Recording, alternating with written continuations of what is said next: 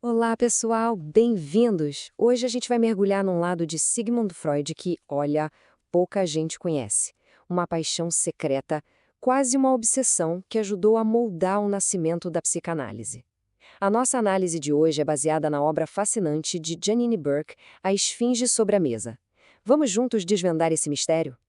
Quando a gente pensa em Freud, o que vem à cabeça, né? Divã, sonhos, o inconsciente. Mas e se a maior obsessão dele fosse outra coisa? Algo que consumia o pai da psicanálise muito além das suas teorias revolucionárias. Pois é, a resposta é essa aqui. Freud era um colecionador, mas não um colecionador qualquer. Ele era um colecionador apaixonado, quase obsessivo, por arte antiga.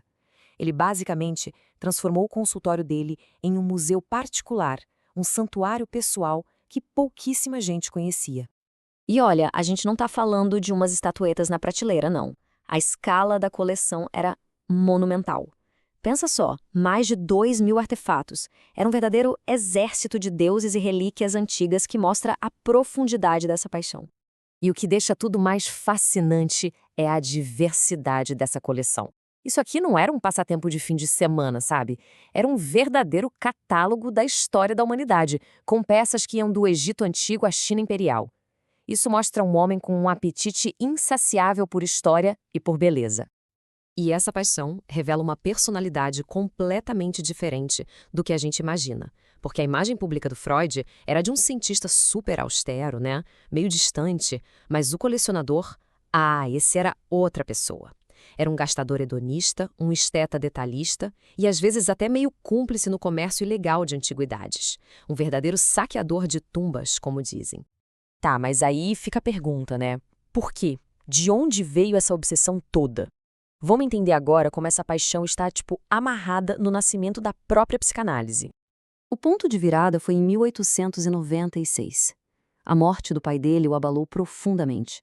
Ele mesmo disse que se sentiu desenraizado. E foi exatamente nesse momento, nesse turbilhão de luto e autoanálise, que ele fez duas coisas que mudaram tudo. Começou a colecionar antiguidades e começou a escrever a interpretação dos sonhos. E não foi coincidência. Uma paixão alimentou a outra. E a conexão fica muito clara nas palavras do próprio Freud. Ele se via como um arqueólogo. Para ele, a psicanálise não era só uma terapia, era uma escavação cuidadosa das camadas escondidas da nossa mente. E essa metáfora da arqueologia não era só uma forma bonita de falar, não. Era a base do método dele. Pensa bem. Assim como um arqueólogo desenterra relíquias para entender uma civilização perdida, o psicanalista desenterra memórias reprimidas para entender a psique de uma pessoa. Mas tem mais. Esses objetos na mesa dele, eles eram muito mais do que só uma metáfora ou decoração. Não eram peças passivas de museu. Eles participavam ativamente do trabalho, do dia a dia de Freud. Eu adoro essa citação. Mostra um carinho, uma intimidade que ele tinha com as peças. Ele os chamava de meus velhos e sujos deuses. Eles não ficavam numa vitrine, intocados, não. Estavam ali no meio da bagunça, do processo criativo, literalmente segurando as ideias dele no papel. Eram como conselheiros divinos para ele. Cada estátua, cada fragmento era uma fonte de inspiração, representando mitos e narrativas de cura que alimentavam diretamente as teorias psicanalíticas dele.